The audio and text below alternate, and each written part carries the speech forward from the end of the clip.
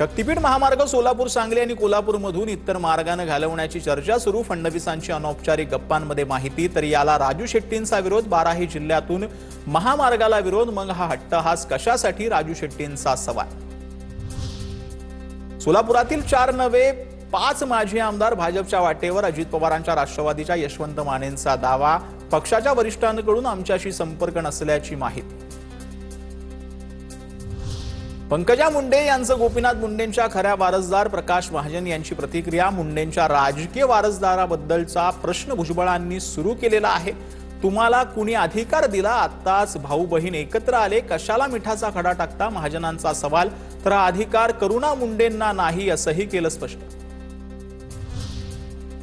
पतीची अब्रू वेशीवर टांगू नका, एवढं करा। गोपीनाथ मुंडेंच्या खऱ्या वारसदाराबद्दल विधानानंतर प्रकाश महाजनांचा करुणा मुंडेंना टोला।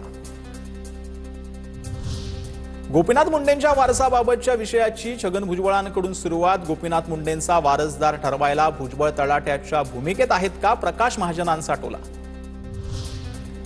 मुंडेंच्या वारसदारांच्या मुद्द्यावरून मनोज जरांगेंचा पुन्हा एकदा भुजबळांवर निशाणा। ज्यांच्याकडे रक्तानं हात माखलेले लोक आहेत ते ज्ञान देतात, जरांगेंची टीका।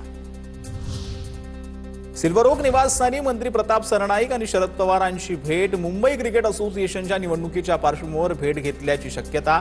सरनाईकांचे पुत्र विहंग सरनाईक अध्यक्षपदाच्या शर्यतीत, तर दिवाळीची सदिच्छा भेट घेतली। सरनाईकांची प्रतिक्रिया।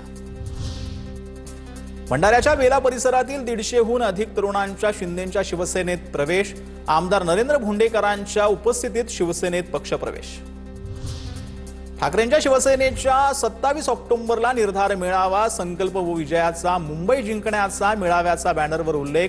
वरळी NSCI डोममध्ये संध्याकाळी 5 वाजता मेळाव्याचं आयोजन।